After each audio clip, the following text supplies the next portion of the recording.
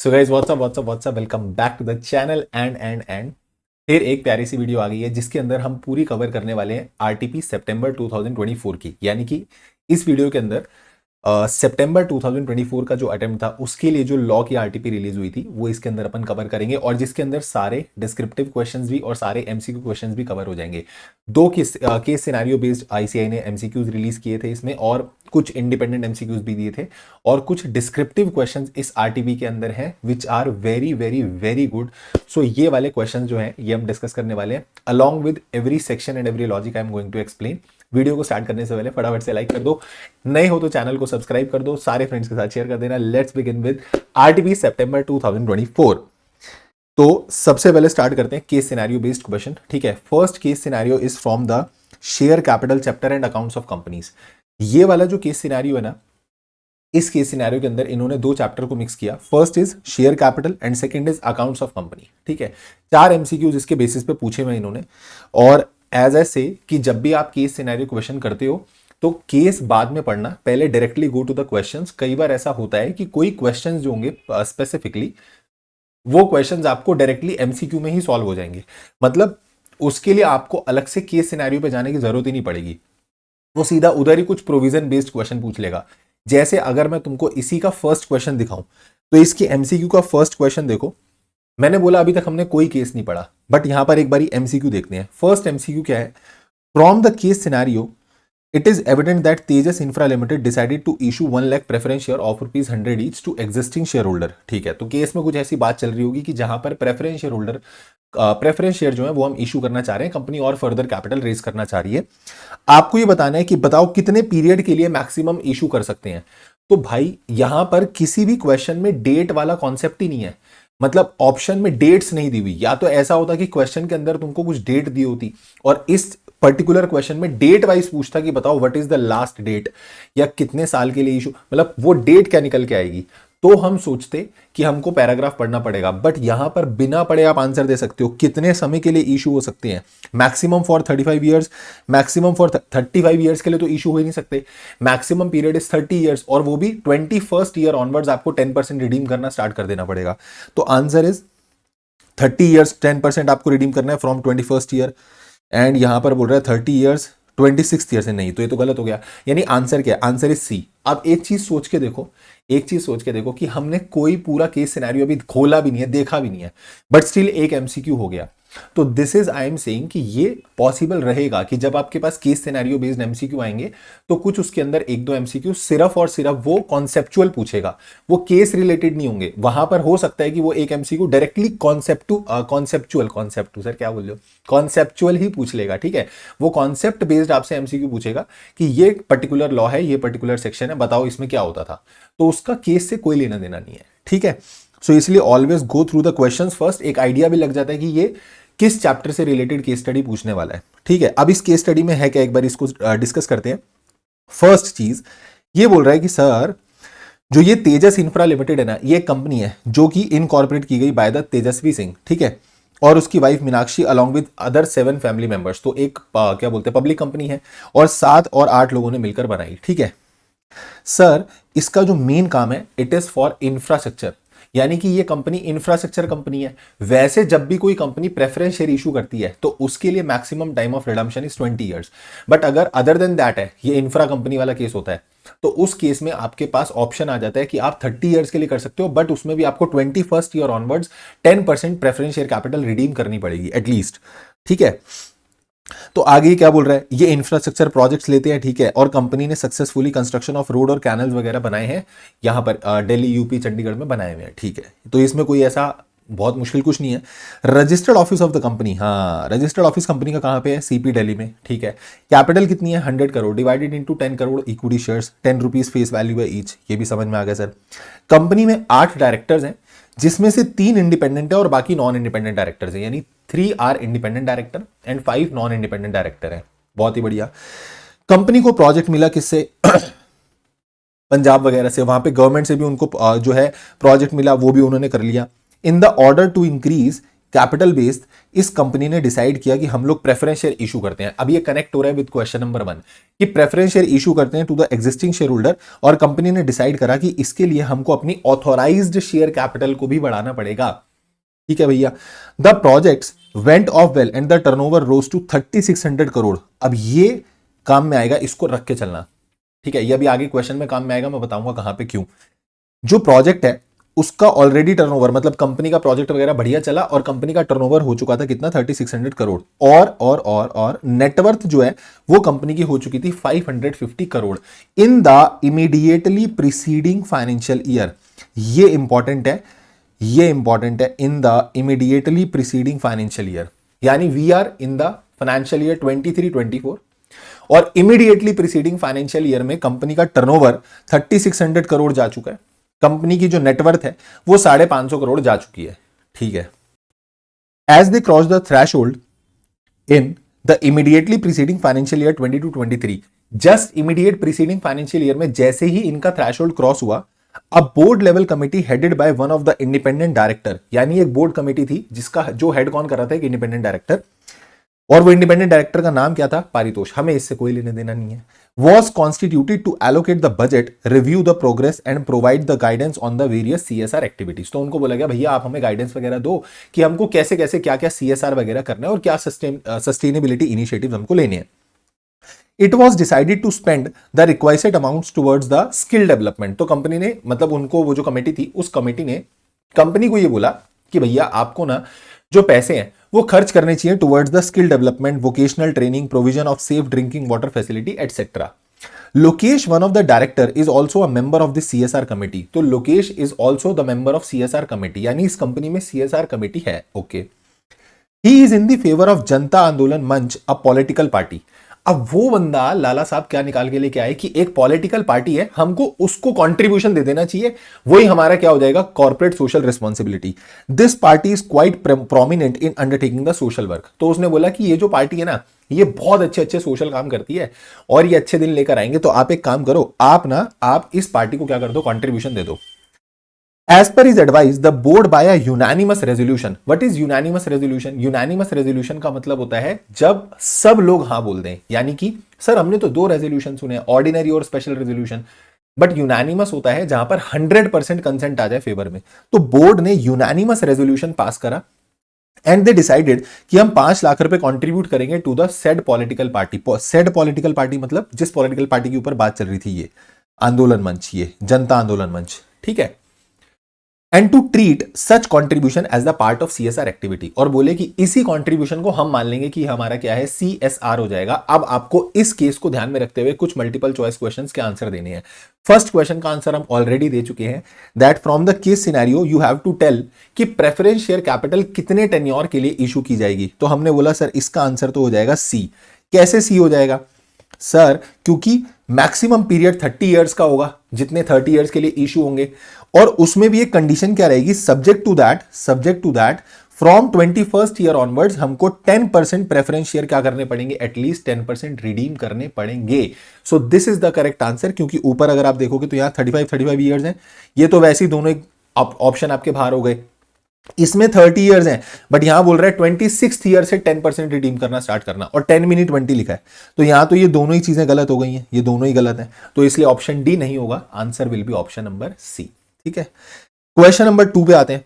The case scenario states that turnover जो है वो 3600 करोड़ रुपए जा चुका है। हाँ ठीक है, अब ये हमने पढ़ लिया ऊपर कि टर्नओवर इसका 3600 करोड़ हो चुका था, इसकी नेटवर्थ जो थी वो 550 करोड़ हो चुकी थी। ठीक है। You are required to tell कि वो और कौन सा तीसरा क्राइटेरिया होता है जिसको पूरा करने पर CSR कमेटी की जो मैंडेटरी रिक्वायरमेंट है वो आ जाती है। सर दोबारा बोलो ना एक बार, क्वेश्चन क्या है ये क्वेश्चन ये बोलना चाह रहा है कि भैया आप ये बताओ, 3 क्राइटेरियाज होते हैं जब आपको CSR कमेटी मैंडेटरली फॉर्म करनी होती है, तो वो 3 क्राइटेरिया में से 2 क्राइटेरिया तो इनके पूरे हो चुके हैं, 3600 करोड़ और नेटवर्थ 550 करोड़। ठीक है, क्योंकि नेट टर्नओवर 1000 करोड़ की लिमिट रहती है और नेटवर्थ की 500। ठीक है, तो वो तो हो चुका है इनका। नाउ दे आर आस्किंग कि वो तीसरा क्राइटेरिया बताओ कौन सा होता है। सर एक बार बताओ, क्या तीनों क्राइटेरिया पूरे करने होते हैं क्या? नहीं नहीं नहीं नहीं, तीनों के बीच में और लिखा हुआ है। ऐसा नहीं होता कि CSR के लिए तुमको तीनों क्राइटेरिया फुलफिल करने होते हैं। तो सर फिर ये क्वेश्चन क्यों पूछ रहा है? अरे बाबा, ये क्वेश्चन पता है क्या पूछ रहा है? ये क्वेश्चन सिर्फ इतनी बात बोल रहा है कि वो थर्ड क्राइटेरिया बताओ। इसको ऐसे मत इंटरप्रेट कर लेना कि 2 क्राइटेरिया पूरे हो गए तो बताओ तीसरा कौन सा पूरा करे सो दैट सीएसआर कमेटी बनानी पड़े। बीच में एंड नहीं होता, ठीक है? लॉ में एंड नहीं लिखा, लॉ में क्या लिखा है? और आपका टर्नओवर का क्राइटेरिया पूरा हो जाए, या फिर आपका paid up share capital net worth का क्राइटेरिया पूरा हो जाए, या फिर थर्ड चीज आपका नेट प्रॉफिट का क्राइटेरिया पूरा हो जाए। और नेट प्रॉफिट कितना होता था? 5 करोड़। तो आप यहां पे ढूंढ लो फटाफट से, नेट प्रॉफिट आपको कहां नजर आ रहा है? 5 करोड़। सर मुझे यहां नेट प्रॉफिट नजर आ रहा है 2 करोड़, तो ये तो नहीं है। मुझे नेट प्रॉफिट नजर आ रहा है 3 करोड़, तो ये तो नहीं है। मुझे यहां नजर आ रहा है नेट प्रॉफिट 6 करोड़। सर आप नीचे क्यों गए? इधर पहले सी पॉइंट पढ़ो ना, क्योंकि सी तो आंसर है ना। तो आंसर इज सी। यहां पे लिखा हुआ नेट प्रॉफिट 5 करोड़ होना चाहिए। तो this is the third criteria which also requires formation of CSR. ठीक है, मैं फिर बोल रहा हूं, इसको ये मत इंटरप्रेट करना कि this is the third criteria which is also to be fulfilled. वो ये बोलना चाह रहा है कि ये भी एक क्राइटेरिया होता है। तो 2 वो वाले हो गए, third is this. Question third पे आते हैं। According to the legal provision it is mandatory to redeem the preference share at a stipulated time keeping in view the above case scenario which source is required to be used. अब देखो, मैं कह रहा हूं भाड़ में या case scenario, क्या केस सिनेरियो में कहीं पर भी सोर्स के बारे में बात हुई? नहीं। तो ये तो सीधा सीधा आपसे क्वेश्चन पूछ रहे लॉ का। इसमें केस सिनेरियो से कोई लेना देना नहीं है। अगर तुमको वो लिमिट, वो सब कुछ चीजें, प्रोविजन याद है, लिमिट याद है, इसमें कुछ करना ही नहीं है। इवन मैं तो बोल रहा हूं ये वाले क्वेश्चन में भी कहां हमने केस सिनेरियो की हेल्प ली? यहां तो वो ये पूछ रहा था थर्ड क्राइटेरिया बताओ, तो वो तो हमें बाय डिफॉल्ट वैसे याद होना चाहिए कि सेक्शन 135 में लिखा हुआ है 3 क्राइटेरिया होते हैं। तो ठीक है सर, बताओ Tejas infra limited is required to redeem preference share out of the profit. हाँ ठीक है, प्रॉफिट में से कर सकते हैं, या फिर फ्रेश इशू से भी कर सकते हैं, या दोनों से भी कर सकते हैं, क्योंकि और लिखा है। ठीक है, तो answer is C. Yes yes yes, दोनों ए और बी से हो सकता है। क्लियर।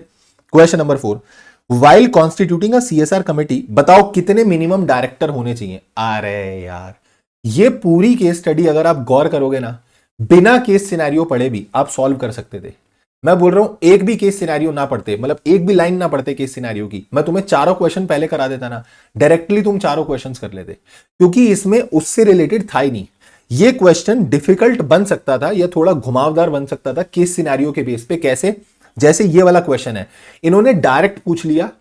अब यही वीडियो आईसीआई देख लेगा तो बना देगा क्वेश्चन। ठीक है, यही वाले क्वेश्चन में वो क्या करते, ऊपर डायरेक्टर्स के नाम डाल देते कि ये बंदे हैं और ये कमेटी में डायरेक्टर्स हैं।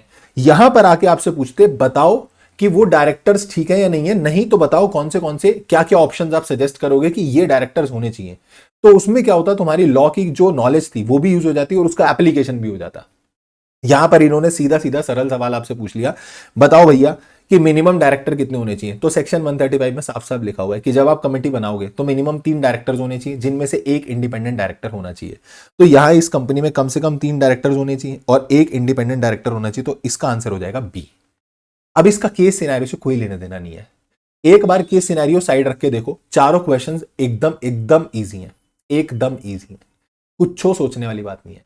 ठीक है, चलो now will come to case scenario number 2। Case scenario number 2 is about LLP. अच्छा क्वेश्चन है, अच्छा केस सिनेरियो है। ठीक है, एग्जाम में आ सकता है, बढ़िया है, पढ़ते हैं। Sir this case scenario is about, मैं तुम्हें थोड़ा मोटा मोटी क्रक्स बता देता हूं क्या हुआ है। 2 एलएलपीज हैं, एक ग्रीनफील्ड एलएलपी और एक ब्लू वेव एलएलपी। दोनों एलएलपी का क्या हुआ है, मर्जर हो गया। ठीक है, मतलब दोनों अपने अपने काम में थे और मतलब दोनों का अपना अपना जो ऑपरेशंस था वो चल रहा था, बट बोथ डिसाइडेड कि हम एक काम करते हैं, हम लोग मर्ज हो जाते हैं और मर्ज होके एक नई एलएलपी बना लेते हैं जिसका नाम है इको फ्यूचर एलएलपी। ठीक है, तो इन्होंने थर्ड एलएलपी बना ली, मतलब इनका मर्जर हो गया, मर्जर के बाद इनकी आइडेंटिटी खत्म and now the new entity is into existence, that is eco future LLP. इस मर्जर को फैसिलिटेट करने के लिए, सर ये आपने कंपनीज क्यों हाईलाइट किया हुआ है? मुझे नहीं पता यहां पर इंस्टीट्यूट ने कंपनीज क्यों लिखा। To facilitate this merger the management of both LLP आना चाहिए था, बिकॉज 2 एलएलपी का मर्जर हो रहा है, बस उसके लिए मैंने हाईलाइट कर रखा है। ठीक है, मतलब a kind of small error, LLP होना चाहिए था यहां पे। The management of both LLP proposed a scheme of compromise and arrangement. दोनों ने एलएलपी एक्ट के सेक्शन 60 में कॉम्प्रोमाइज अरेंजमेंट की स्कीम रखी। ठीक है, ट्राइब्यूनल को अप्रोच किया कि आप प्लीज इस स्कीम को सैंक्शन कर दीजिए, जिसमें हम क्या करेंगे, सारी एसेट लायबिलिटीज लीगल प्रोसीडिंग्स जो है ग्रीनफील्ड और ब्लू वेव दोनों की जो एसेट्स हैं, लायबिलिटीज हैं, कोई लीगल प्रोसीडिंग्स हैं, वो सब चीज कंटिन्यू हो जाएगी टू द ट्रांसफरी। यानी कि एक तरीके से बोलूं तो ये दोनों ट्रांसफरर हैं, ये दोनों ट्रांसफरर एलएलपी हैं, और जो ये इको फ्यूचर एलएलपी है ना सर, ये जो इको फ्यूचर एलएलपी है, दिस इज ट्रांसफरी एलएलपी। ये कौन है? ये है ट्रांसफरी एलएलपी। ठीक है। The tribunal reviewed the proposal and found that the merger scheme was design for the reconstruction and amalgamation of greenfield. तो जब ट्राइब्यूनल ने ये स्कीम को पूरा ऑब्जर्व करा तो उसको समझ में आ गया कि भैया ये जो मर्जर करना चाह रहे हैं, इनके मर्जर का उद्देश्य क्या है कि ये अपने बिजनेस को रिकंस्ट्रक्ट करना चाहते हैं और अमालगमेशन करना चाहते हैं किसका? ग्रीनफील्ड एलएलपी का। ठीक है। दोनों एलएलपी अमालगमेट हो जाएंगी, खत्म हो जाएंगी, रिकंस्ट्रक्शन होगा, एक नए नाम में नया बिजनेस चलेगा। ठीक है। The tribunal issued N order under section 62। Tribunal ने ऑर्डर पास कर दिया अंडर सेक्शन 62 और उसमें बोला कि आपको ये करना पड़ेगा। क्या क्या? सारी एसेट लाइबिलिटीज ट्रांसफर कर दीजिएगा, कोई लीगल प्रोसीडिंग होगी वो ट्रांसफरी के नाम में कंटिन्यू हो जाएगी, एंड दोनों ग्रीनफील्ड और ब्लू वेव दोनों एलएलपीज डिसॉल्व हो जाएंगी बिना वाइंडिंग अप के, यानी कि इनका वाइंडिंग अप हो जाएगा without dissolution. However A few partners from Greenfield LLP were not in the favor of merger। तो उन्होंने क्या करा? उन्होंने अपनी निराशा जताई, उन्होंने अपना डिसेंट जताया कि भैया हम नहीं मान रहे, हमारे हिसाब से ये मर्जर नहीं होना चाहिए। एंड ट्राइब्यूनल ने उनके लिए भी उस ऑर्डर में लिख दिया कि भैया देखो ये नहीं मान रहे हैं, they are the dissenting members, तो आप एक काम करो, आप इनके लिए एग्जिट अपॉर्चुनिटी का कुछ अरेंजमेंट रखना। ठीक है। After the order was made, both LLP had to file a certified copy of the order of tribunal to the ROC within 30 days। तो ROC के पास ट्राइब्यूनल के ऑर्डर की कॉपी जानी चाहिए थी 30 दिन के अंदर। अनफॉर्चुनेटली किसी वजह से ये नहीं जा पाई, तो अब आपको क्वेश्चन के आंसर देने हैं। ठीक है। सबसे पहला सवाल बहुत इजी है, ये केस सिनेरियो, इसमें कोई आफत वाली बात नहीं है। What was the main purpose of the scheme proposed between Greenfield and Blue Wave LLP? इन दोनों का मेन पर्पस क्या था for the reconstruction amalgamation of LLP? ये ऊपर मैंने हाईलाइट कर दिया था, ये रहा, ये यहां पे लिखा हुआ है। फालतू सवाल, हाँ, इसको पढ़ने के लिए तुम्हें केस सिनेरियो पढ़ना पड़ गया। ठीक है। What authority does the tribunal have when it sanctions a compromise और अरेंजमेंट अंडर सेक्शन 60? ट्राइब्यूनल के पास क्या क्या पावर होती है जब वो कॉम्प्रोमाइज अरेंजमेंट को सैंक्शन करते हैं? क्या वो अरेंजमेंट को सिर्फ सुपरवाइज कर सकते हैं? नहीं। क्या उनके पास कोई पावर ही नहीं होती? चलो ऐसा थोड़ी होता है। क्या वो डिसॉल्व कर सकते हैं बिना किसी कंडीशन के? ना ना ना ना, वो सर सुपरवाइज भी कर सकते हैं, मॉडिफाई भी कर सकते हैं और डायरेक्शंस भी दे सकते हैं related to compromise and arrangement. तो answer is option number C. ठीक। क्वेश्चन नंबर 7 सीधा पेनल्टी का क्वेश्चन है। ठीक है। अगर लॉ पढ़ा है याद रहेगी पेनल्टी, सीधा देखते ही पहचान लोगे कि अगर वो 30 डेज फाइलिंग नहीं हुई तो पेनल्टी क्या लगेगी? सर 10,000 रुपए की पेनल्टी लगेगी for the contravention, that's it. Fine लगेगा मतलब 10,000 रुपए का, एंड एडिशनल पेनल्टीज लगेंगी फॉर द कॉन्टिन्यूइंग कॉन्ट्रावेंशन। ठीक है। अब ये तुम वैसे भी देख के एलिमिनेट कर लोगे एकदम से। अगर मान लो वो एलएलपी का वो फॉर्म फाइल नहीं हुआ 30 डेज के अंदर, तो क्या एलएलपी का डिसोल्यूशन हो जाएगा? क्या उसकी बिजनेस एक्टिविटीज रोक दी जाएंगी? क्या ट्राइब्यूनल का ऑर्डर रिवोक हो जाएगा? तो ये थोड़े वैसे ही एब्सर्ड से वो लगते हैं, ऑप्शंस लगते हैं। ठीक है। तो ये वैसे भी क्लियरली अलग से पकड़ में आ भी रहा है, that a fine of ₹10,000 is to be imposed. Clear? ये थे दो केस सिनेरियो मुझे लग रहा है बहुत इजी थे। ठीक है। मतलब इतना कोई हैवी वाला केस सिनेरियो नहीं था। Now coming to the independent MCQs, मतलब कुछ एमसीक्यूज ऐसे दिए हैं जो केस सिनेरियो वाले नहीं है बट हैं ये भी केस बेस्ड ही। ठीक है। मतलब एक ही केस पे 3-4 नहीं पूछे बट केस बेस्ड ही पूछे हैं। चलो, so this is about FEMA and this is a very very very interesting MCQ. इसको मार्क कर लेना, ये अच्छा एमसीक्यू है, बहुत अच्छा एमसीक्यू है, इसको सुनना आराम से। Mister x had resided in India for less than 182 days during the financial year 22-23। ठीक है सर, जरा एक टाइमलाइन बना लेते हैं। एक फाइनेंशियल ईयर है 22-23 और इस साल में, इस पर्टिकुलर फाइनेंशियल ईयर में मिस्टर एक्स जो हैं वो 182 डेज से कम इंडिया के अंदर रहे हैं। ठीक है सर।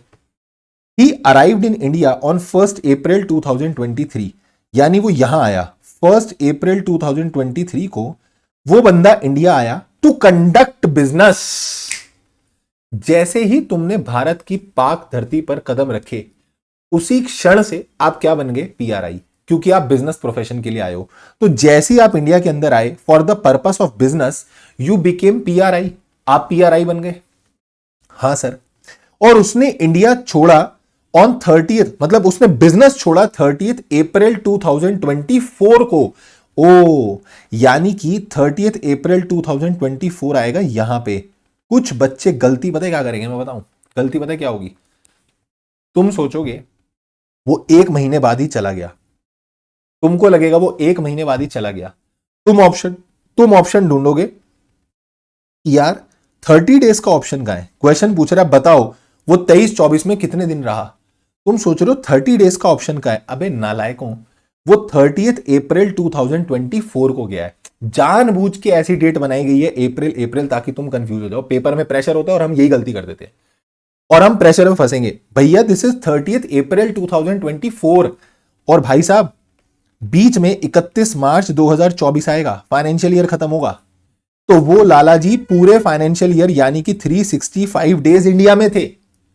और इंडिया में वो क्या थे, PRI थे, because he came into India for the purpose of business and profession. तो यानी कि इस वाले पूरे साल में he was a resident, he was a PRI and he was staying in India for 365 days. पूरे साल इंडिया में था भाई वो। तो हम यहां पर क्या बोले, बोल रहे बताओ एक्स का रेजिडेंशियल स्टेटस क्या है और बताओ वो 23-24 में कितने दिन इंडिया में रहा। सर आंसर इज बी, वो बंदा PRI माना जाएगा और इंडिया के अंदर 365 डेज वो रहा। समझ में आ गई बात। तो ये वाले फाइनेंशियल ईयर की बात चल रही है। जानबूझ के वो डेट पे कंफ्यूज करेंगे अप्रैल टू अप्रैल, और तुम सोचोगे हो क्वेश्चन गलत है, हमको फ्री के मार्क्स मिलेंगे। फ्री के मार्क्स कटवा लोगे, ठीक है, अगर ध्यान से नहीं सुनोगे तो। Now coming to question number 9, mark करो, अच्छा क्वेश्चन है, इंपॉर्टेंट है, मतलब कि पेपर में पूछ सकते हैं, ठीक है। Good question about the general clause act. सुनना, apex manufacturing, this is about general clause act. Apex manufacturing company एक इंडस्ट्रियल कंपनी है, ठीक है, इंडिया में काम करती है। Recently company found itself embroiled in legal issues. अब कंपनी को पकड़ लिया किसने, लीगल इश्यूज ने, कुछ गलत कांड करे होंगे तो इनको लीगल इश्यूज आ गए। क्या लीगल इश्यूज आए, तो इन्होंने ना 2 ऑफेंस करे हैं। हमने पूछा भाई बताओ तो सही क्या ऑफेंस करे हैं, तो बोले the issues concerning 2 separate offences under different enactment, यानी 2 अलग अलग इन्होंने ऑफेंस करा 2 अलग अलग एक्ट में। First offence involve a violation of environmental regulation. जो फर्स्ट ऑफेंस था, फर्स्ट इन्होंने कांड मचाया, वो था इन्वायरमेंटल रेगुलेशंस को वायलेट करा, and for which the company was prosecuted and fine. उसके लिए कंपनी पे प्रोसिक्यूशन आया, फाइन आया, ठीक है sir. Subsequently, Apex Manufacturing was charged under a different law for a similar but not identical violation.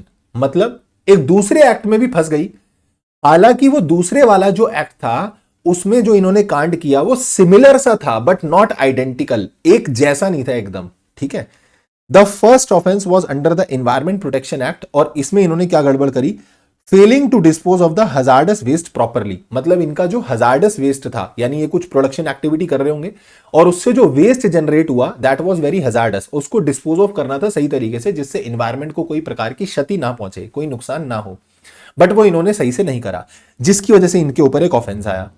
Second offence इनके ऊपर लगा water prevention and control of pollution act 1974 कि इन्होंने जो वेस्ट था, जो वाटर वेस्ट था, वो रिवर में डिस्चार्ज कर दिया, involve discharging untreated waste water into a river. तो एक तरीके से इनको ऐसा लग रहा है कि हमने दोनों एक्ट में सेम ही गड़बड़ करी है, सेम ही कांड करा है। Mr. Sharma, the company's legal advisor, consulted on the said issue. He determined the prosecution outlined in the section 26 कि भैया हमें डबल जियो पैरिटी से बचाना है। डबल जियो पैरिटी क्या होती है कि सेम ऑफेंस के लिए आपको 2-2 बार सजा नहीं होगी, ठीक है। अगर एक बार कांड करा है तो एक ही कांड के लिए 2-2 बार सजा नहीं होगी। बट यहां पर ये क्या बोल रहा है, comment upon the validity of protection that can be given to Apex manufacturing. अब आप मेरे को बताओ कि इन स्टेटमेंट्स में से क्या स्टेटमेंट वैलिड है as per section number 26 of the general clause act. तो सर जनरल क्लॉज एक्ट का अगर मैं 26 सेक्शन देखूं तो वो ये बोलता है कि हाँ एक कांड के लिए आपको 2-2 बार सजा तो नहीं हो सकती, ठीक है, या फिर सेम कांड है तो 2 अलग अलग एक्ट में आपके ऊपर सजा नहीं होगी। बट ये क्या है, यहां पर पंगा क्या है, जो आपके दोनों ऑफेंस है ना, वो दोनों ऑफेंस सिमिलर हैं बट आइडेंटिकल नहीं है। लीगल प्रोविजन जो आपने वायलेट किया है that is not same in both the act. 26 तुमको तब बचाता है जब दोनों चीजों में आपका जो वायलेशन है वो सेम हो, बट यहां पे क्या बोल रहा है, वो वायलेशन सेम नहीं है। So answer is option number B, not valid because the specific actions and legal provisions violated are different. आपके जो एक्शंस हैं, जो आपके लीगल प्रोविजंस हैं जो आपने वायलेट करे हैं, वो दोनों एक्ट में अलग अलग हैं, इसीलिए तुमको यहां पर ये वाला फायदा नहीं मिलेगा। आपने 2 ही ऑफेंस करे हैं, ये 2 माने जाएंगे। क्लियर जी। क्वेश्चन नंबर 10 पे आते हैं। Regal Textiles, a well-established fabric manufacturing company, has been operating under the textile regulation of 1980. This question is about interpretation of statutes. This question is about interpretation of statutes. Over the years, various provisions of this act have been subject to interpretation by both the company and industry at large. अच्छे से पढ़ना, ठीक है, अच्छा question है, इस पे भी मार्क कर सकते हो, इंपॉर्टेंट। कि क्या हुआ, कई सालों से various provision of this act have been subject to interpretation by the both company and industry at large. बोल रहा है कि एक्ट जो है, एक particular act, textile regulation act 1980, इस एक्ट के कुछ प्रोविजंस हैं जो कई सदियों से कंपनी और इंडस्ट्री दोनों उसी प्रकार से इंटरप्रेट करती आ रही हैं। मतलब they are interpreting from a very long way, बहुत टाइम से हम सेम ही इंटरप्रिटेशन लेकर चल रहे हैं, ठीक है। One such provision pertains to the definition of sustainable practices. उन्हीं में से एक प्रोविजन है सस्टेनेबल प्रैक्टिसेस की डेफिनेशन, कि भैया सस्टेनेबल प्रैक्टिसेस क्या होती हैं। तो इन्होंने बोला sustainable practices to include the use of organic materials and recycling waste product. This interpretation has been widely accepted and acted upon without any legal challenges. तो ये हम सदियों से फॉलो करते आ रहे हैं, सब लोग इसको एक्सेप्ट करते हैं और इस पे आज तक कोई लीगल चैलेंज नहीं हुआ। बट रिसेंट में क्या हुआ, एक रेगुलेटरी बॉडी ने आर्ग्यूमेंट उठाया, ऑब्जेक्शन किया कि भाई जो आप ये सस्टेनेबल प्रैक्टिसेस की डेफिनेशन रख रहे हो ना, इसमें सिर्फ कार्बन न्यूट्रल प्रोसेसेस इंक्लूड होने चाहिए and non organic recycled material को एक्सक्लूड किया जाना चाहिए। यानी this definition is to be interpreted like this, ना कि जैसे तुम करते आ रहे हो। This new interpretation has created confusion. अब ये जो नई इंटरप्रिटेशन आई, इसने कंफ्यूजन क्रिएट कर दी and potential compliance issues for regal textile. और रीगल टेक्सटाइल को लगा कि हमारी वाट लगने वाली है, हमारे अगेंस्ट कंप्लायंस इश्यूज आने वाले हैं, क्योंकि ये गलत, मतलब ये बोल रहे हैं कि तुमने गलत इंटरप्रिटेशन निकाली है। तो रीगल टेक्सटाइल को ये लग गया कि भैया हमारे अगेंस्ट कुछ ना कुछ लीगल एक्शन होने वाला है। विच हैज लॉन्ग, सर ये हाईलाइट क्यों किया हुआ है, इसी में तो आंसर है। Which has long adhered to established understanding of the term. जबकि रीगल टेक्सटाइल तो उस टर्म, कौन सी टर्म, सस्टेनेबल प्रैक्टिसेस की जो डेफिनेशन थी, लॉन्ग टाइम से उसी पे एडहर्ड थी। एडहर्ड का मतलब होता है कि हम तो उसी से चिपके हुए थे, हम तो वही, we were sticked to that definition only. हम बहुत लंबे समय से वही डेफिनेशन फॉलो कर रहे थे and it was having an established understanding, सब लोग उसे एक्सेप्ट भी कर रहे थे। ही prepares to argue that the long standing interpretation of this term should be upheld। तो इन्होंने बोला भाई हम जो फॉलो कर रहे थे ना लंबे समय से, वही वाली डेफिनेशन जो है वो फॉलो होनी चाहिए। आपको बताना है कि ये जो मिस्टर कुमार है जिन्होंने ये तर्क रखा है कि पुराने वाली ही डेफिनेशन चलाओ, बताओ मिस्टर कुमार कौन से रूल पे आर्ग्यूमेंट करना चाह रहे हैं। Sir answer is the historical usages. वो आर्ग्यू करना चाह रहे हैं on the principle of historical usages, कि जो चीज बहुत लंबे समय से हिस्टोरिकल से चली आ रही है हम उसी को फॉलो करेंगे। तो ये कौन से प्रिंसिपल के बेसिस पे अपना आर्ग्यूमेंट रख रहे हैं, that is on the historical usages. ठीक है, यहां खत्म होते हैं आपके प्यारे प्यारे से एमसीक्यूज। अब अपन चलते हैं डिस्क्रिप्टिव क्वेश्चंस के ऊपर। आओ, डिस्क्रिप्टिव क्वेश्चंस भी अच्छे हैं सारे, मतलब कुछ ऐसा बहुत बहुत टफ नहीं है, बट इजी है, एक बार कर लेते हैं सारे। ठीक है, Prashant incorporated a company, 1 person company, और साथ में उसने सिस्टर जो है उसकी प्रिया, उसको नॉमिनी बना दिया। ठीक है, अभी तक तो सब अच्छा है। Priya is an Indian citizen. Priya Indian citizen है। She was born and brought up in Kanpur. However, now Priya and her husband are leaving India permanently to stay with their son who is settled abroad for the last 15 years। पर अब प्रिया और उसके husband, यानी कि ये जो प्रशांत की sister है और उसके जीजू, ये जा रहे हैं इंडिया से बाहर, और ये बोल रहे हैं भैया अब तो हम वहां पर अपने सन के साथ रहेंगे जो 15 साल से बाहर रह रहा है। अच्छा, due to this fact she is withdrawing her consent of nomination in the said 1 person company. तो इस वजह से वो क्या कर रही है कि वो अपना नॉमिनी वाला जो कंसेंट है वो विड्रॉ कर रही है। आपको इसको सोचते हुए आंसर देने हैं। हमने पूछा बताओ क्या क्या answer. Question number 1, if Priya is living India permanently, क्या ये मैंडेटरी है कि उसको नॉमिनेशन विड्रॉ करना पड़ेगा? देखो क्वेश्चन बोल रहा है कि वो विड्रॉ कर रही है, बट सवाल यहां पर इस चीज का है कि बताओ क्या विड्रॉ ऑफ नॉमिनेशन मैंडेटरी है अगर वो व्यक्ति जो नॉमिनी है वो परमानेंटली इंडिया छोड़ के जा रहा है? आंसर इज भैया नॉमिनी वो बंदा बन सकता है जो बंदा इंडियन सिटीजन हो, डजंट मैटर वो इंडियन रेजिडेंट है या नहीं है। हेलो, पहले इंडियन रेजिडेंट हुआ करता था, बट अब रेजिडेंट नहीं होना चाहिए, तो मतलब होना हो या ना हो मैटर नहीं करता। वहां पे लॉ में इंडियन रेजिडेंट नहीं लिखा, इंडियन सिटीजन लिखा है। तो अगर ये प्रिया जो है ये इंडिया से जाने के बाद, परमानेंटली जाने के बाद भी, अगर ये रेसिडेंट का सिटीजन का स्टेटस, अपना इंडियन सिटीजन का स्टेटस कंटिन्यू रखेगी till the time she will B Indian citizen, she can be the nominee. हमें उससे मतलब नहीं है वो रेसिडेंट है या नहीं है, ये इंडियन सिटीजन होनी चाहिए, दैट्स इट। तो फर्स्ट क्वेश्चन का मैं आंसर दूंगा, it is not mandatory for Priya to withdraw the nomination. क्यों मैंडेटरी नहीं है? Because she is Indian citizen. If she will be able to continue the status of Indian citizenship even after living India permanently, she will be able to be the nominee of that OPC. तो इसको withdraw करने की कोई mandatory requirement नहीं है। Second, in case Priya withdraws her nomination as a nominee, whether Prashant can appoint his minor son Rushang as the nominee। बोल रहे देखो प्रिया तो मान नहीं रही भैया, प्रिया तो बोल रही है मैं तो विड्रॉ करूंगी नॉमिनेशन, बट क्या ऐसा हो सकता है कि प्रशांत जो है उसका माइनर सन है रुशांग, यानी कि जिस बंदे की ओपीसी थी उसी का एक माइनर सन है रुशांग, क्या उसको नॉमिनी बना सकते हैं? तो आंसर इज, यहां गड़बड़ हो गई sir, minor can not be a nominee. ये बंदा कौन, जो रुशांग है, ये है तो इंडियन सिटीजन, इंडियन रेसिडेंट भी है, बट लाला जी ये माइनर है, और क्योंकि माइनर है तो माइनर क्या नहीं बन सकता, नॉमिनी नहीं बन सकता। तो लॉ में क्या लिखा हुआ है, that a natural person other than a minor. So वहां पर लिखा हुआ है natural person other than a minor. एक बार मैं तुमको आंसर दिखाता हूं, देखो, a natural person other than a minor. So वो माइनर नहीं होना चाहिए, ये चीज ध्यान रखना। तो माइनर है इसलिए वो क्या नहीं बन सकता, वो बंदा नॉमिनी नहीं बन सकता। और फर्स्ट वाले में उसको मैंडेटरी रिक्वायरमेंट नहीं है, वो अपना नॉमिनी का स्टेटस कंटिन्यू कर सकती है इररिस्पेक्टिव ऑफ रेसिडेंशियल स्टेटस। बस ये ध्यान रहे कि वो सिटीजन रहनी चाहिए, अगर सिटीजन भी नहीं हुई तो फिर गड़बड़ हो जाएगा मामला। ठीक है भैया। Now coming to question number 12। हो क्वेश्चन नंबर 12 क्या बोलता है, in the light of provision of companies act 2013 discuss the state of Gram PTE, कोई बाहर की कंपनी है, which is a company registered in Singapore. ये कहां पे बनी है कंपनी, सिंगापुर में, that is conducting online business through telemarketing in India without a physical place of business. ये कंपनी इंडिया में बिजनेस कर रही है, पर ऑनलाइन कर रही है, ऑफलाइन नहीं कर रही। अरे तो हमें उससे क्या, सानू की डेफिनेशन क्या बोलती है फॉरेन कंपनी की, डेफिनेशन ये बोलती है भैया फॉरेन कंपनी की कि वो कंपनी का इंडिया में बिजनेस है, अगर ऑनलाइन है, चाहे उसका physical place of business India में हो ना हो, हमें उससे मतलब नहीं है, इसकी ऑनलाइन प्रेजेंस इंडिया के अंदर है, so this company will be considered as a foreign company.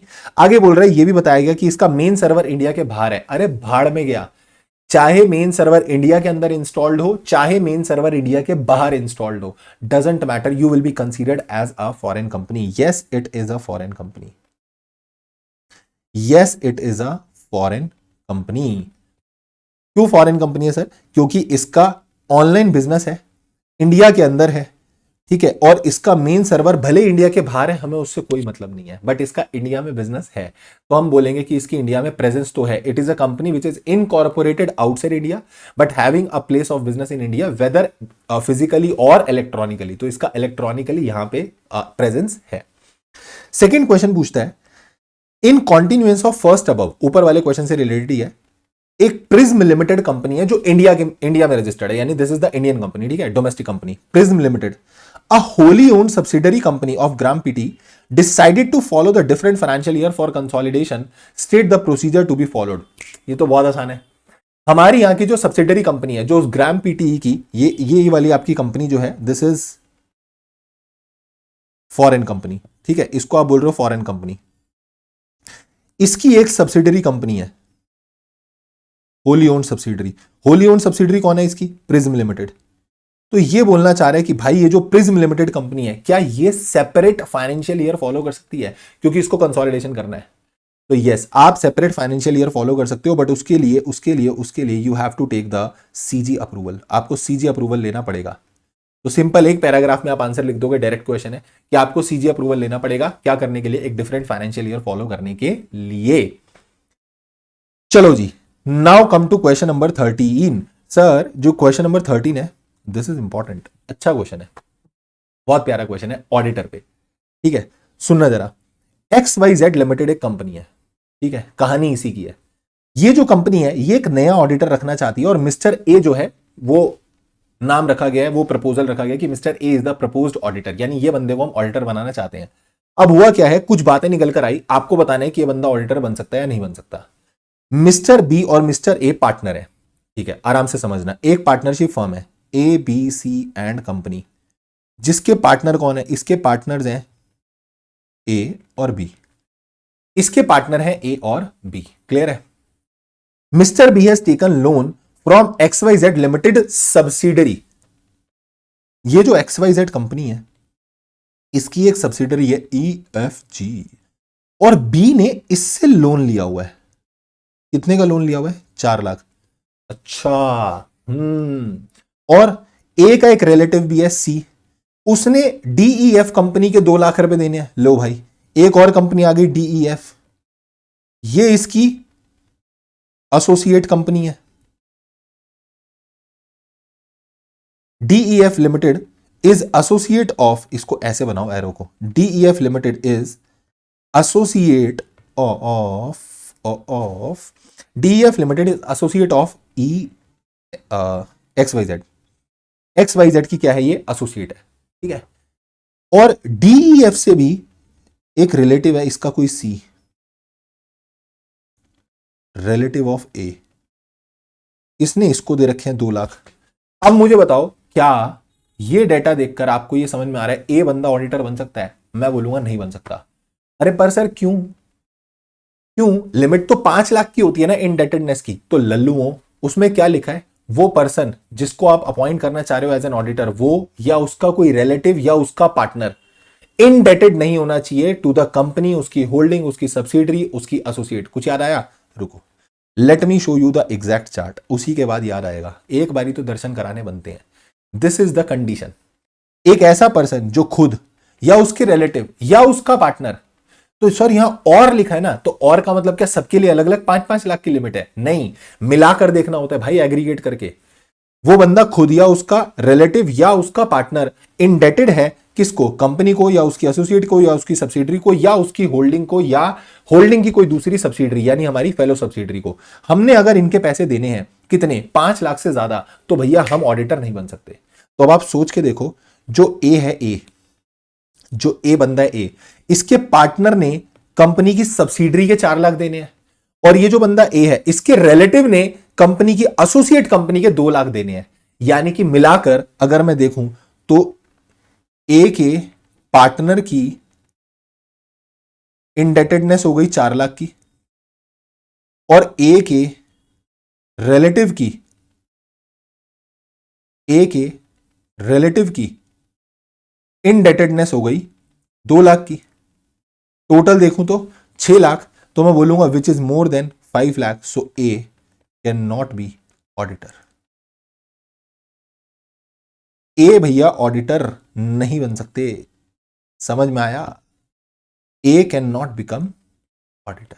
ए जो है वो ऑडिटर नहीं बन सकता। क्यों सर ए ऑडिटर क्यों नहीं बन सकता? क्योंकि ए ने वो कंडीशन वायलेट कर दिया। This is about this question. Now coming to question number 14। Question number 14 क्या है सर? क्वेश्चन नंबर 14 बात करता है जनरल मीटिंग्स के बारे में। ठीक है, now what is general meeting और क्या पूछा है, सुनना आराम से। ओम लिमिटेड एक कंपनी है जिसने नोटिस सर्व करा जनरल मीटिंग का अपने मेंबर्स को। ठीक है, मेंबर्स को नोटिस भेजा। आगे बताओ। The notice stated that following resolutions will be considered at the meeting. ये रेजोल्यूशंस हम मीटिंग में बात करेंगे। पहला, कंपनी चाह रही है कि हम अपनी ऑथोराइज शेयर कैपिटल इंक्रीज करना चाहते हैं। ठीक है भैया। और दूसरा, हम रेम्युनरेशन फिक्स करना चाहते हैं ऑडिटर की। मेरी बात सुनना, जब जनरल मीटिंग में 4 बिजनेस डिस्कस होते हैं एजीएम के अंदर, मैंने बोला कौन से 4 बिजनेस? अड्डा याद है तुम्हें? ADDA। What is ADDA? Auditor की अपॉइंटमेंट और उसकी ऑडिटर की अपॉइंटमेंट फिक्स करना, डिक्लेरेशन ऑफ डिविडेंड करना, डायरेक्टर्स अपॉइंटमेंट रीअपॉइंटमेंट, ऑडिटर की रेम्युनरेशन फिक्स करना। कुछ आ रहा है? Adoption approval of accounts. ठीक है, ADDA।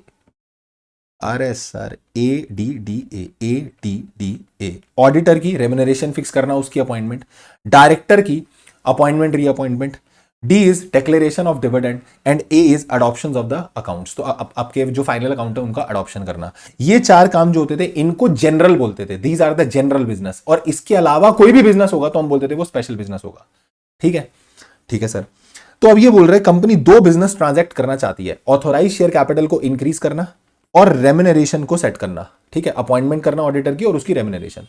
तो मैं बोलूं this is a general business.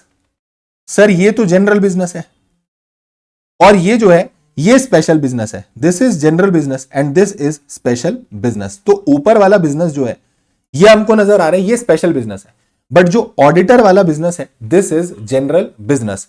Sir एक बार बताओ कि जनरल बिजनेस जो होता है उसके लिए हमें एक्सप्लेनेटरी स्टेटमेंट तो नहीं भेजनी होती, बट जो स्पेशल बिजनेस होता है उसके लिए हमें एक्सप्लेनेटरी स्टेटमेंट भेजनी होती है। और एक्सप्लेनेटरी स्टेटमेंट में क्या लिखना होता है? एक्सप्लेनेटरी स्टेटमेंट में आप वो सारे मटेरियल फैक्ट्स लिखोगे जिससे सामने वाला बंदा उस मैटर के लिए डिसाइड कर सके कि weather he will be casting his vote into the favour और अगेंस्ट। वो बंदा अपने फेवर में वोट, वो बंदा फेवर का वोट डालेगा या अगेंस्ट का डालेगा। तो एक्सप्लेनेटरी स्टेटमेंट ये चीज मांगती है। ठीक है, अब सवाल क्या उठा, एक शेयर होल्डर ने कंप्लेन करी कि आपने बस इतना बोल दिया हम ऑथोराइज शेयर कैपिटल बढ़ाना चाहते हैं।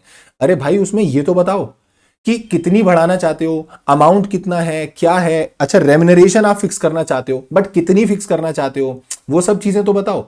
तो बताओ क्या ये नोटिस वैलिड था या इनवैलिड था। अब मेरी बात ध्यान से सुनना, इसका आंसर क्या है।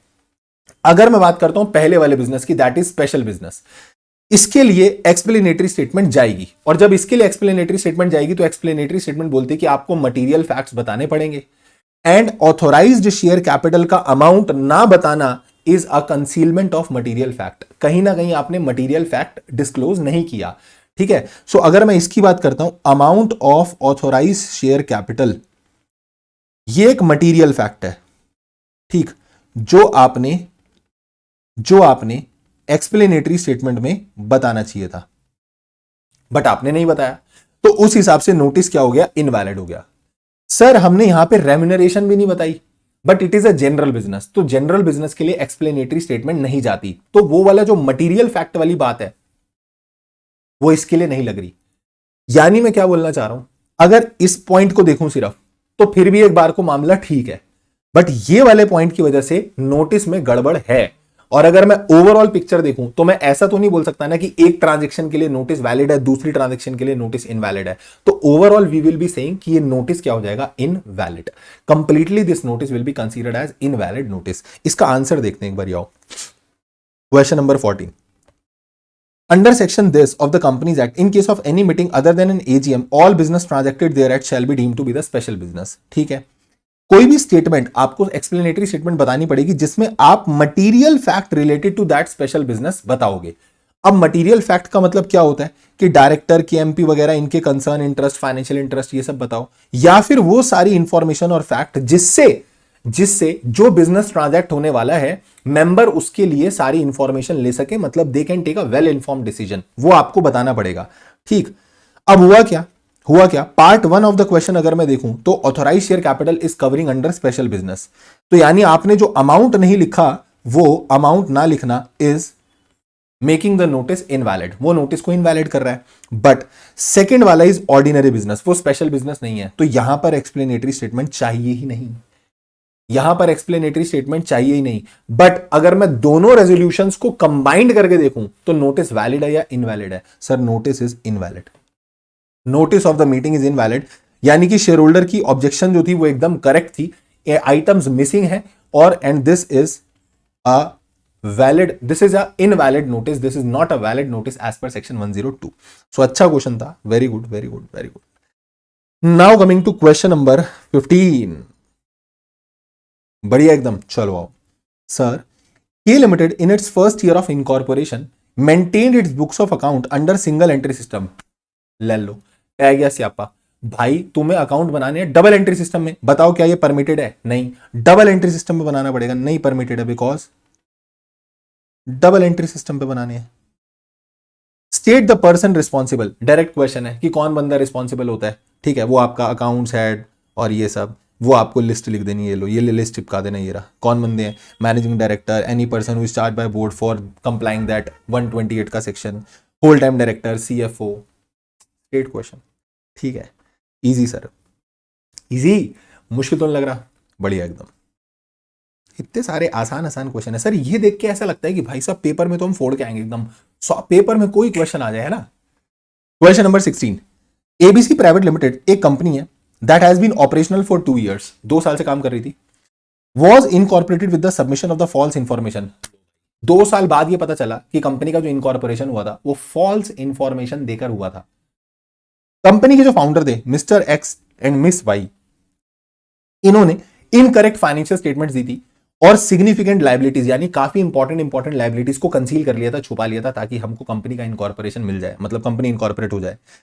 लेटर ऑन ये चीज अनकवर हो गई एक इंटरनल ऑडिट में by the companies new CFO mister Z. ये मिस्टर जेड कलेशी निकला, इसने आके इंटरनल ऑडिट करी और पकड़ लिया कि भैया कुछ तो गड़बड़ है, दया कुछ तो गड़बड़ है। Upon discovering these fraudulent actions, mister Z ने एक एप्लीकेशन फाइल करी विद द एनसीएलटी, और एप्लीकेशन गई किसके पास, ट्राइब्यूनल के पास, कि यहां पर गलत इंफॉर्मेशन फाइल करके क्या किया गया, कंपनी का इनकॉर्पोरेशन किया गया है। यू हैव टू टेल कि कंपनी की ये गलत इंफॉर्मेशन फाइलिंग के लिए कंपनी के साथ क्या क्या हो सकता है। तो भैया कंपनी के साथ पता है क्या क्या हो सकता है, कंपनी का नाम रिमूव कर सकते हैं, ठीक है, कंपनी का डिसोल्यूशन ऑर्डर पास हो जाएगा, वो सारी कहानी तुमको यहां लिख देनी है, ये रहा। ट्राइब्यूनल क्या क्या ऑर्डर पास कर सकता है, सर ट्राइब्यूनल अगर चाहे तो कंपनी के मेंबर्स की जो लायबिलिटी है वो लिमिटेड कर देगा, ठीक है, वो ऑर्डर पास करेगा जो उसको लगता है कि अब मैनेजमेंट हम संभालेंगे, हम देखेंगे मैनेजमेंट कैसे क्या करना है। Removal of the name from the register of company, ROC के रजिस्टर में से कंपनी का नाम उड़वा दो, कंपनी का वाइंडिंग अप ऑर्डर पास करवा दो, and pass such other order as may be जो उसको फिट लगेंगे। बट ये करने से पहले आपको कंपनी को reasonable opportunity of being heard देनी पड़ेगी। Before making any such order you have to give a reasonable opportunity of being heard. And tribunal जो होगा वो ऑब्लिगेशंस देखेगा कि जब ट्राइब्यूनल ये ऑर्डर पास कर रहा है तो वो देखेगा कंपनी ने क्या क्या कॉन्ट्रैक्ट कर लिए, भाई कंपनी ने कोई लायबिलिटी तो नहीं देनी।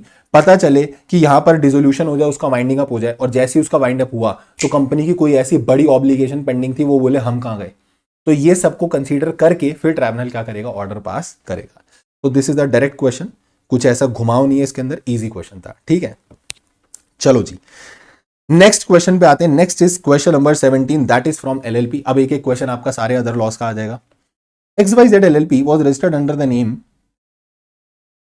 XYZ LLP in the LLP Act 2008. Later on ये पाया गया that the name was found to be identical to an existing company name XYZ OPC Private Limited. बाद में पता चला कि इस LLP का नाम एक एग्जिस्टिंग कंपनी के नाम से मिल रहा है। ये रजिस्ट्रेशन के समय पे हमें नहीं पता चला, but later on it was came into knowledge कि भैया ऐसा ऐसा हो गया है, आप बताएं कि क्या इस केस में होगा। And formalities with the ROC after change of name of LLP. तो बताओ क्या करना है।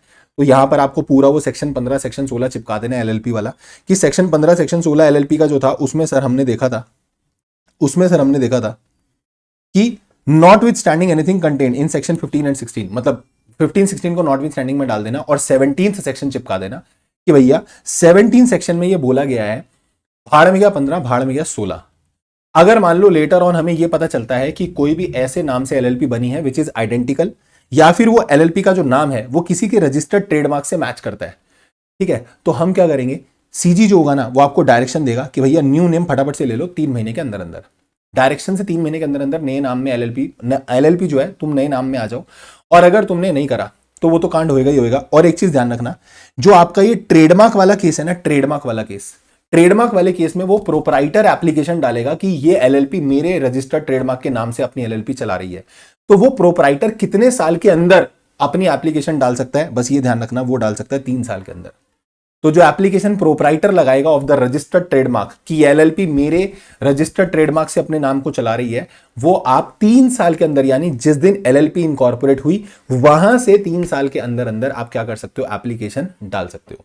या फिर वो एलएलपी इनकॉर्पोरेट हुए मान लो 10-20 साल हो गए थे, बट उसने अभी नाम चेंज करा, तो जो नाम चेंज हुआ वो तुम्हारे वाला रजिस्टर्ड ट्रेडमार्क से रिजेंबल कर रहा है, तो जिस दिन उसने नाम चेंज करा वहां से 3 साल, मतलब 3 साल के अंदर proprietor can make an application कि this is the LLP which is using my registered trademark, वो अपने नाम में मेरा रजिस्टर्ड ट्रेडमार्क यूज कर रहे हैं। और आरओसी की क्या क्या फॉर्मेलिटीज रहेंगी, सर जब एलएलपी अपना नाम चेंज करेगी तो 15 दिन के अंदर अंदर आप नोटिस दोगे किसको, आरओसी को, और आरओसी क्या करेगा 30 डेज के अंदर अंदर आपको सर्टिफिकेट ऑफ इनकॉर्पोरेशन दे देगा नए वाले नाम का, यानी कि नाम चेंज करके 30 डेज के अंदर अंदर आपको इनकॉर्पोरेशन का सर्टिफिकेट मिल जाएगा। क्लियर जी, क्लियर सर। अब आ जाओ question number easy easy easy question number 18 पे आओ। Mister Chhaganlal is an importer dealing in the luxury perfume. Mister Chhaganlal जो है वो लग्जरी परफ्यूम्स में डील करते हैं। Recently, a new enactment was passed which imposes a duty of 15% on the value of luxury goods, including perfumes. तो इन्होंने बोला कि भैया अभी रिसेंट में क्या हुआ, एक एक्ट पास हुआ जिसने परफ्यूम्स पर क्या लगा दिया, 15% ड्यूटी लगा दी. Now mister Chhaganlal has approached you. वो आपके पास आया, छगनलाल आया आपके पास और छगनलाल आपको बोलता है बताओ कि duty to be taken pro rata on in enactment of the general clause act. उसने जनरल क्लॉज एक्ट खोला, उसको एक लाइन लिखी दिखी, duty to be taken pro rata in the enactment. तो अब वो आपसे पूछना चाह रहा है मुझे ये समझा दो ये क्या है. तो कुछ नहीं है भाई, एकदम फुद्दू सवाल है ये, ठीक है, एकदम फालतू सवाल है. ये क्या बोल रहा है, ड्यूटी प्रोराटा बेसिस पे होनी चाहिए. अरे भाई ज्यादा क्वांटिटी हो तो ड्यूटी ज्यादा लगेगी, कम क्वांटिटी होगी तो ड्यूटी कम लगेगी. यही लाइन लिखी हुई है जनरल क्लॉज एक्ट के अंदर, इसके अलावा कुछ और लिखा ही नहीं हुआ.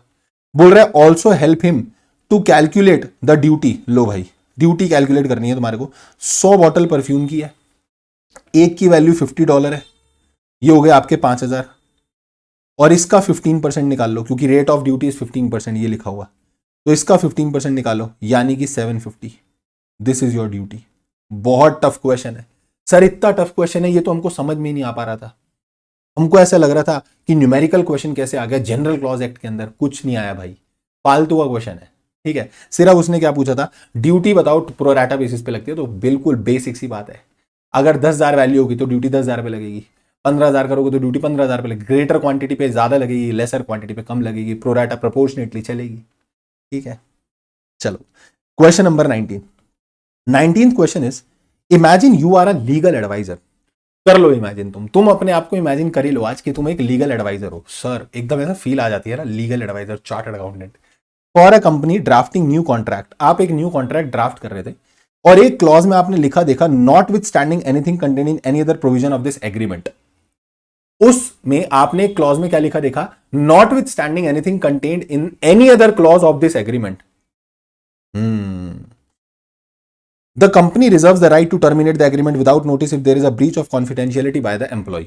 आगे वो उन्होंने अपना क्लॉज लिखा हुआ है. ठीक है, explain to the management of the company. तुम्हारी ड्यूटी क्या है, कंपनी के मैनेजमेंट को जाके समझाओ क्या कि ये नॉन ऑब्स्टेंटिव क्लॉज क्या होता है और इसका ओवरराइडिंग इफेक्ट क्या होता है. साथ में अगर याद रहे तो एक डिसाइडेड केस लॉ भी लिख देना. ठीक है, तो केस लॉ में बोलूंगा कि अगर याद आए पेपर में कोट कर देना, ना याद आए तो गलत कोई केस लॉ मत लिख के आ जाना बस. ठीक है, तो भैया ये बोल रहा है बताओ नॉन ऑब्स्टेंटिव क्लॉज क्या होता है. नॉन ऑब्स्टेंटिव क्लॉज का मतलब होता है ये not with standing anything contained. जिस सेक्शन में या जिस क्लॉज में ये लाइन लिखी होती है तो इसके आगे जो लिखा, जैसे इसने लिखा not with standing anything contained in this agreement, यानी इस क्लॉज का और पूरे एग्रीमेंट का कॉन्ट्राडिक्शन अगर हुआ तो ये क्लॉज जीतेगा, एग्रीमेंट साइड हो जाएगा. यानी जिस क्लॉज में ये लाइन डली होती है ये क्लॉज ओवर राइडिंग हो जाएगा ओवर दैट थिंग जिसके लिए ये लाइन डली है. जैसे मैं यहां लिख देता not with standing anything contained in any other law, तो फिर क्या होता, ये वाली लाइन का पूरे किसी भी लॉ पे ओवर राइडिंग इफेक्ट आ जाता. यानी ये और किसी भी लॉ में कॉन्ट्राडिक्शन होता तो ये लाइन जीतती, वो एक्ट किया भाड़ में. तो ये चीज बस आपको समझानी है, not with standing anything contained वाला प्रोविजन. ये रहा not with standing anything contained, कि वो उस पे प्रिवेल कर जाएगा जिसके लिए नॉट विथ स्टैंडिंग डला है. क्लियर है जी सर, क्लियर है. Now coming to question number 20. Mister Arjun an Indian resident. एक मिस्टर अर्जुन है, वो कोई इंडियन रेजिडेंट है. ठीक है sir, had been working abroad for the past 10 years. 10 साल से बाहर काम कर रहे थे. बहुत ही बढ़िया. During his tenure abroad, he acquired foreign currency and held investments in foreign security. तो जब वो वहां काम कर रहा था अर्जुन, तब उसने बाहर ही फॉरेन करेंसी एक्वायर कर ली थी, फॉरेन इन्वेस्टमेंट्स भी कर ली थी. ठीक है, फॉरेन सिक्योरिटीज में उसने वहां एक प्रॉपर्टी इनहेरिट की थी from his grandfather who was a non resident Indian. यानी वो जो PROI थे उनसे इसने एक जो प्रॉपर्टी थी वो भी इनहेरिट की थी. After returning to India permanently, अब ये बंदा इंडिया आ चुका है permanently. Mr. Arjun wishes to understand the provision of FEMA regarding his ownership and utilization of foreign assets. तो आप बता दो कि भैया ये बंदा जो है ये क्या क्या लेकर आ सकता है या क्या होल्ड कर सकता है, क्या नहीं कर सकता. तो सर जी यहां लगेगा section number 6 sub section number 4 of FEMA. Section 6 subsection 4 of FEMA क्या बोलता है कि अगर कोई भी ऐसी फॉरेन करेंसी है, फॉरेन सिक्योरिटी है, फॉरेन इन्वेस्टमेंट्स है जो आपने तब एक्वायर करी थी जब आप खुद PROI थे, या फिर तुमने कोई प्रॉपर्टी इनहेरिट करी थी फ्रॉम अ PROI, तो you can continue to hold that, आप उसको होल्ड कर सकते हो। ठीक है, इवन उससे आने वाली इनकम को भी आप होल्ड कर सकते हो। ठीक, तो यहां पर आप सेक्शन 6 सबसेक्शन 4 जो है वो चिपका दोगे और वही क्लॉजेज आपको देखने को मिलेंगे। बिल्कुल इजी इजी। ठीक है, अगर फेमा के कोई भी टॉपिक पे डाउट है ना, just go to the playlist, वहां पर आपको फेमा का रिवीजन लेक्चर दिखेगा। ठीक है, 2-2.5 घंटे का लेक्चर होगा, बट 2-2.5 घंटे के लेक्चर में सुपर रिवीजन है अबाउट द फेमा, एक एक एग्जाम्पल, एक एक लॉजिक, एक एक लाइन, एक एक वर्ड उसके अंदर क्लियरली किया हुआ है। ठीक है, okay sir. So clarifications about that 6.4, वो 6.4 ये बोल रहा है mister Arjun being a resident in India can hold, own, transfer और invest in this foreign currency, foreign security, immovable property जो उसने एक्वायर की थी when he was a PROI, या फिर उसको PROI से इनहेरिट हुई थी। सो भैया क्या वो फॉरेन करेंसी अकाउंट मेंटेन कर सकता है? बिल्कुल कर सकता है, he can maintain the foreign currency account. Sir क्या वो इनकम अर्न कर सकता है? हाँ बिल्कुल, वो इनकम जो उसने बिजनेस प्रोफेशन से कमाई थी वो तो रखेगा ही रखेगा। क्या वो इन्वेस्टमेंट्स रख सकता है? हाँ बिल्कुल रख सकता है। जो उसको इनहेरिटेंस मिली थी क्या वो रख सकता है? हाँ बिल्कुल रख सकता है। और जो भी उसकी फॉरेन एक्सचेंज होल्डिंग्स हैं वो भी रख सकता है, जो उसको इनहेरिटेंस में मिली थी या फिर उसने तब कमाई थी, तब लगाई थी जब वो PROI था। And this is all about this RTP। ये यूटिलाइजेशन की बात कर रहा है कि बाद में वो क्या करेगा। Mister Arjun may freely utilise all eligible assets including income on such assets. मान लो उसने वहां से इनकम कमाई थी और उसको बेचकर जो पैसा आ रहा है, सेल प्रोसीड, इंडिया आने के बाद भी उसको फ्रीली यूटिलाइज कर सकता है। And he can make a fresh payment in for investments, fresh investments abroad without the approval of RBI, provided जो पैसा यूज होना चाहिए वो इन एलिजिबल एसेट्स में से ही यूज होना चाहिए। यानी आप फ्रेश इन्वेस्टमेंट भी अगर लगाना चाहते हो लगा सकते हो, फंड इसी में से जाना चाहिए। ठीक है, तो this is already covered in that FEMA lecture. FEMA अच्छे से रिवाइज करना, कोई भी डाउट हो ना, मैं तुमको बोल रहा हूं एक बार वो लेक्चर देखना, मजा आ जाएगा फेमा पढ़ के। ठीक है, and this is all about this RTP।